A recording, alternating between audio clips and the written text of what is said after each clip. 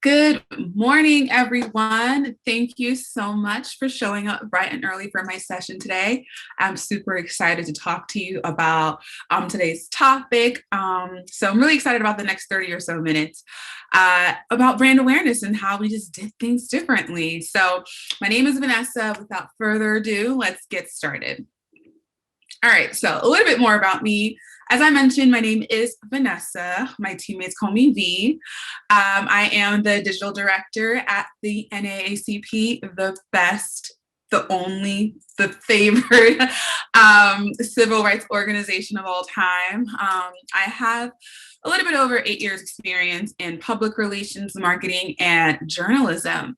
I consider myself a content creator first, and my expertise is in video production, social media strategy, and email marketing.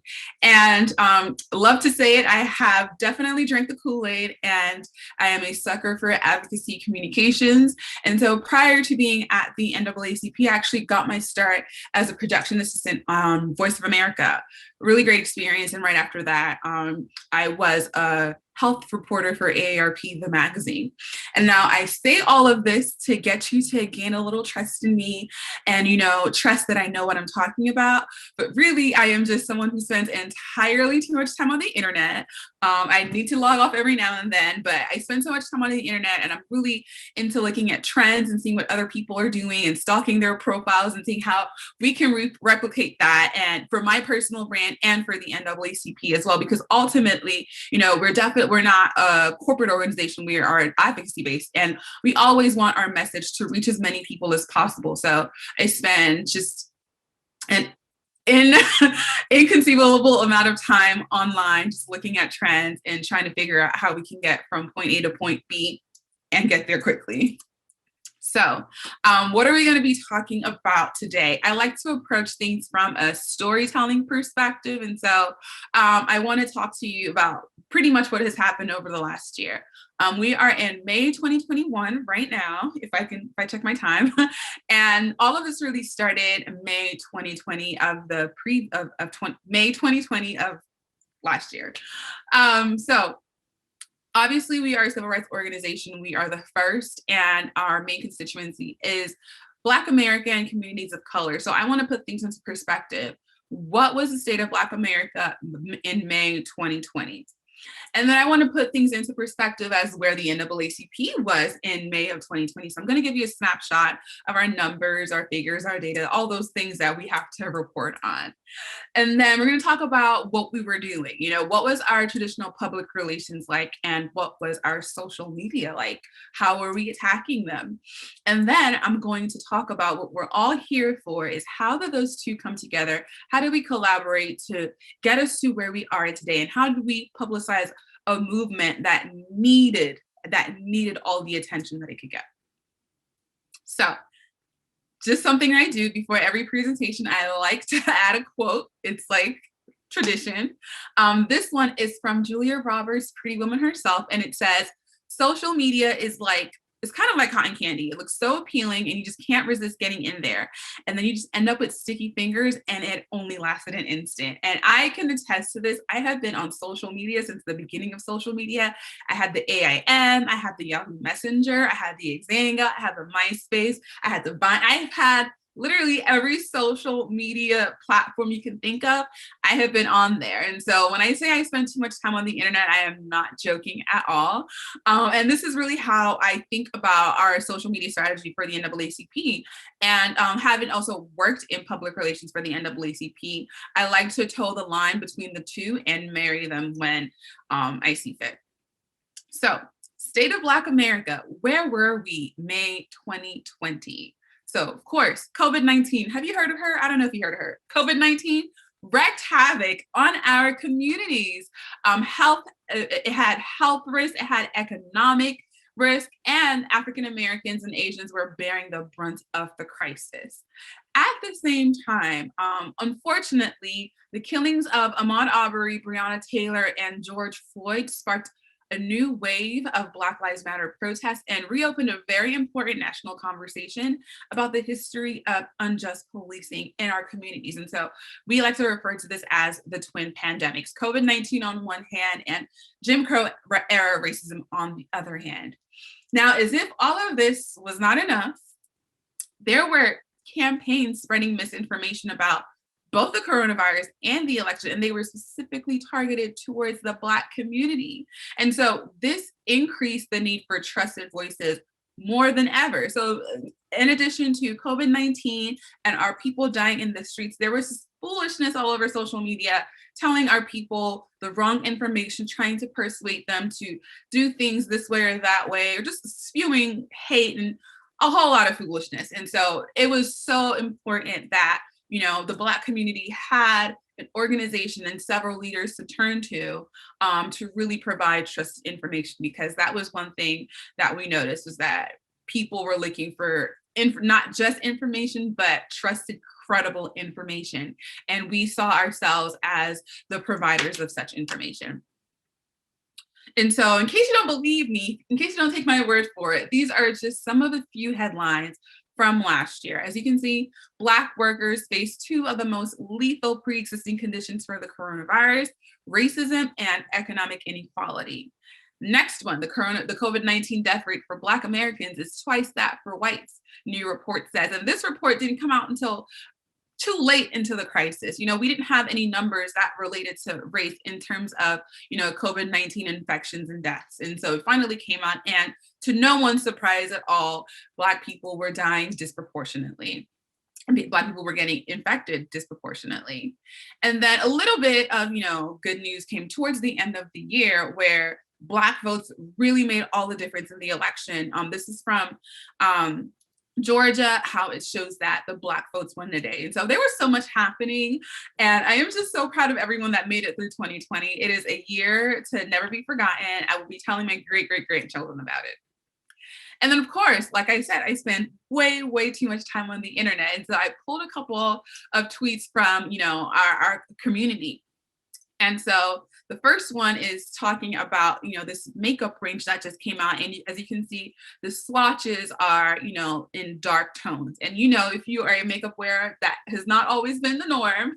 And so this young lady says, honestly, I never thought I would see this. Crazy how 2020 made companies realize that Black people exist. And who can forget, it was like the Olympics of Black Lives Matter statements. Everyone was talking about how they stand with the Black community and how they support the Black community. And so because of that very important conversation that happened after the murder of George Floyd, we really started to take a look at ourselves. America, you know, had its reckoning, and people started paying attention to the Black community, our plights, our needs, and our issues. Another one, quite funny, by my calculation, Black people saved our presidential election, took back the House in 2018, took back the Senate in 2020, and a Black police officer saved the lives of the entire Senate by leading the mob from the unlocked doors to the Senate chamber. So we did a lot last year. And this one is the funniest of them, is Black people have been telling folks about racism the way Harry was telling everyone about Voldemort. Folks stay shocked about the severity of white nationalism, and I can't stand it. And so these are just some of, you know, these are their words, not mine, of what we were seeing on social media and what my team was reacting to as well.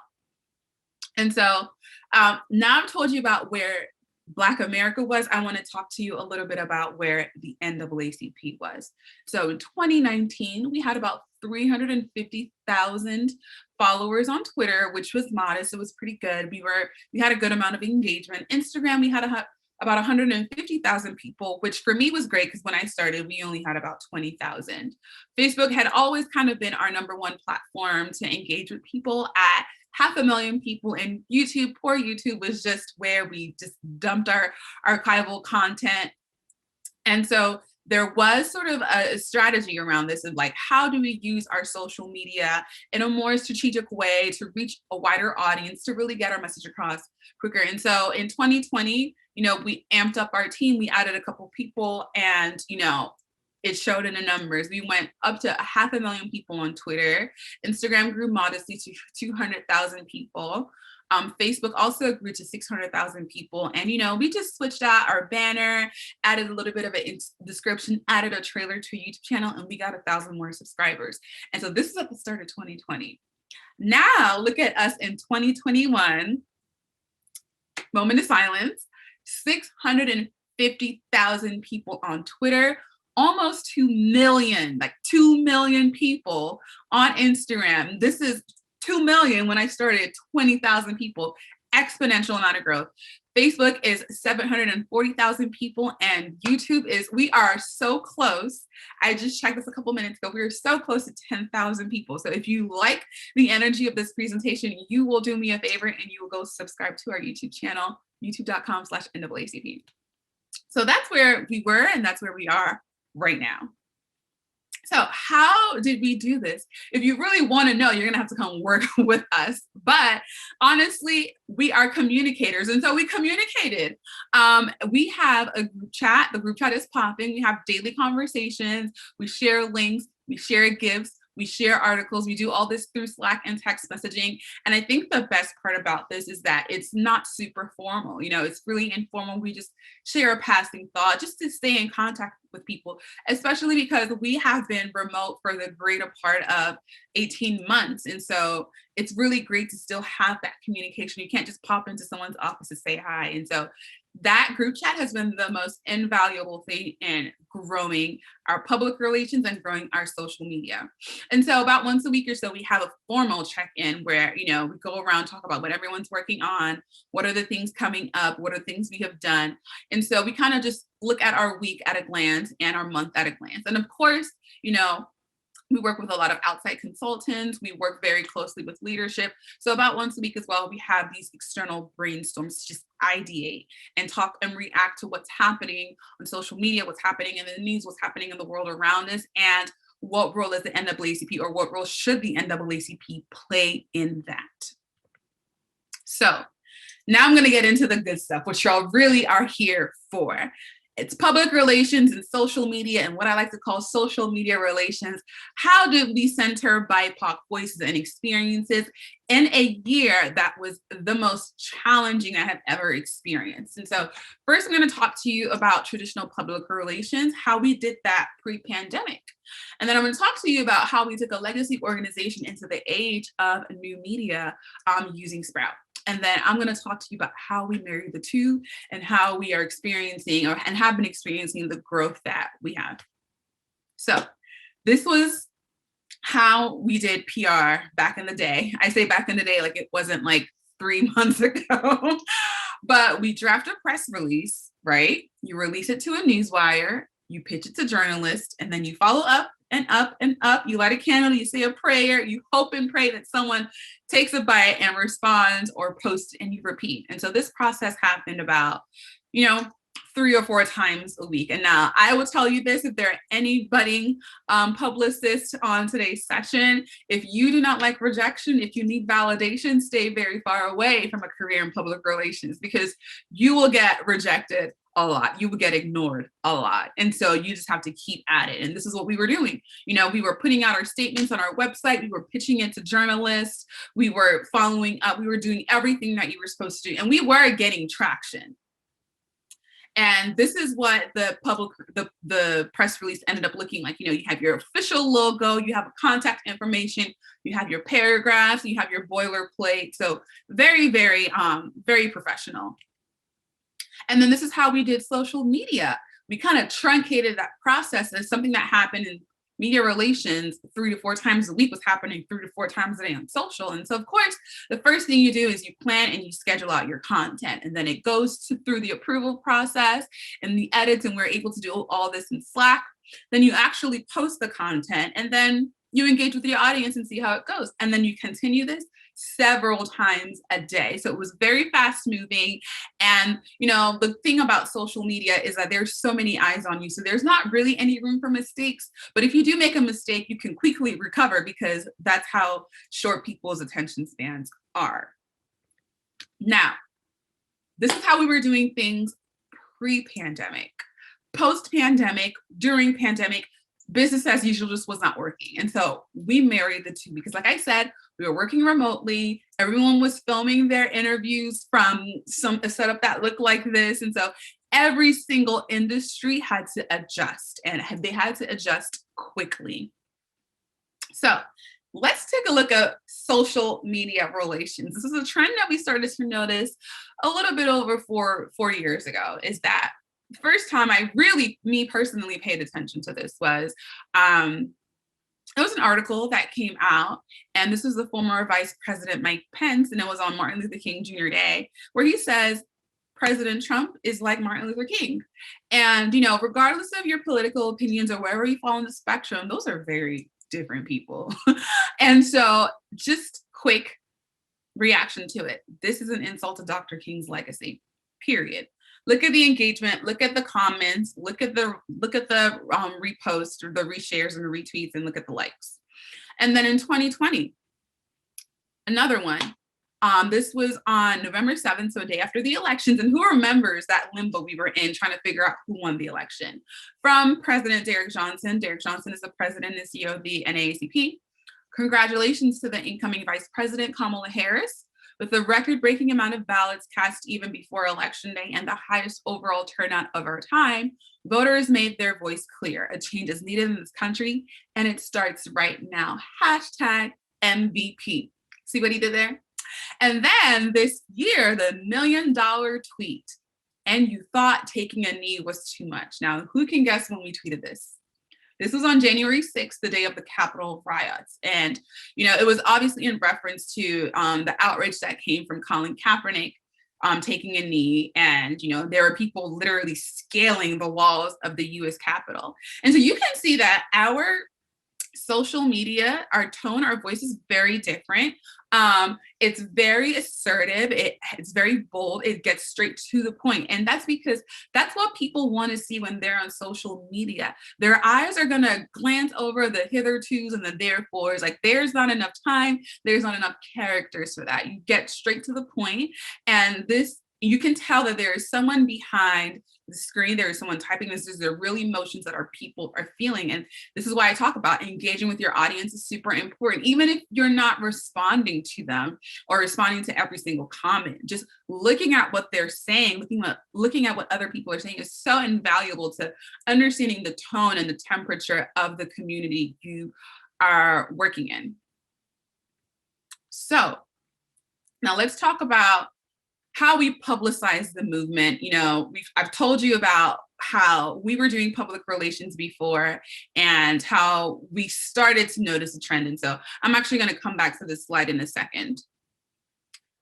These are the tweetments that have come about. And so what is a tweetment? A tweetment is essentially when you take your statement, what some people in the broadcast industry would refer to as a soundbite, and what people in the print industry would refer to as a headline. You take that and you just make it the social media post, because really that's what people are there to see. They, like I said, the therefores and the hithertos and because and notwithstandings, like those are all great words to use, but nobody has time for that on social media anymore. And so this was on the day of the Derek Chauvin verdict, and it was announced, and we simply put out our tweetment. This is what our tweetment said. It says, while justice landed Derek Chauvin behind bars for murdering George Floyd, no amount of justice will bring Gianna's father back. We will not rest until all in our community have the right to breathe. And of course, we put this in a statement. We put it on our boilerplate. We sent it out to the newswire. We did all that, but we also just tweeted it. I mean, we had a former president who was making headlines every single day over what he was tweeting. And so obviously reporters are online, they're on social media. They're like me, they spend all their time on the internet, maybe a little bit too much time. And so we just gave them the clip right there. And we knew the verdict was coming out at 4:30. We had our statement prepped way before that, and we were ready to go right at 4:30. And so this speaks to preparation as a team, collaboration as a team, communication as a team, but it also speaks to meeting people where they are. Because instead of a reporter reaching out to say, hey, what's the official statement from the NAACP about this? Or instead of them having to check their inbox that is filled with coupons, emails from this person and that person and all this other stuff, like it's right there. It's right where they needed to be, and it's on Twitter. And as you can see, we were picked up by Forbes. We were in a CNN Mobile Alert. We were on USA Today. We were on Vanity Fair. We were on CBS News. We were on Diet Prada. We were everywhere. And so this made me really happy. And so I'm going to go back to the previous slide. I wanted you guys to see that and see just how far we were able to go just from simply tweeting out the main point, like tweeting out what we wanted people to know. And so that is one example of how we leverage that one day, that one event, is how we leveraged PR and social media to really just share the impact of everything that was happening. And of course, the more we did this, the more, we've been doing this for, oh my goodness, like almost 2 years now. The more we do it, the more people are saying, okay, well, NAACP usually tweets out, the statement. So reporters are now following us, and we would get interviews from that. And so we would also, in turn, use those interviews, those broadcast and digital interviews, as regular content to promote on our social media, tagging the platform, tagging their journalists, and also then growing that as well. And so we were repurposing content all the time. And then of course we also had a digital programming. We have a virtual town hall series to keep people informed. And we would invite people from the press, people from public policy, people from the administration. We invite everybody to come and give the people the information that they really want. And we would clip those, and we would also post that on social media, and we would tag the relevant people, and we would get more press hits because of that. So it's really a cyclical process, which led us to this beauty right here, which is Forbes, CNN, USA Today, Vanity Fair, CBS, New York Times, like you name it, we have been in it. And so how did we get here? This is the last part of my presentation. I'm going to give you some tips and tricks of how we did that. The number one thing, which is super important, is to break down the silos to break through the noise. This is something that is very, very known in the nonprofit industry, is that there are a lot of silos, and you don't need to have silos, especially within your team itself. And so my main priorities are social media, email marketing, digital advertising, digital campaigns, but I need to know what my press team is doing, because that helps me produce my content, and that helps me understand what the news of the day is and what people are reacting to. And same as them. They take inspiration from the tone that we use on social, in our emails, in our YouTube videos. Like they take inspiration from that and pitch to other outside sources. And so there is no, oh, well, this is not my job, or this is not my role. It's like, I have my lane, I stay in my lane, but I have a rear view mirror, I have side view mirrors, I have a backup camera. I look in all of to see what's going on, because I like to know what's happening, and it makes my job so much easier. So break down any silos, communicate with your people. You are communicators, and so you should be communicating. And this is the next one. A well-crafted tweetment is worth 1,000 hits. Literally, the numbers don't lie. We see the impressions. Like before, what we were doing was we would have a statement, we would post it on our website, and then we would link to the statement.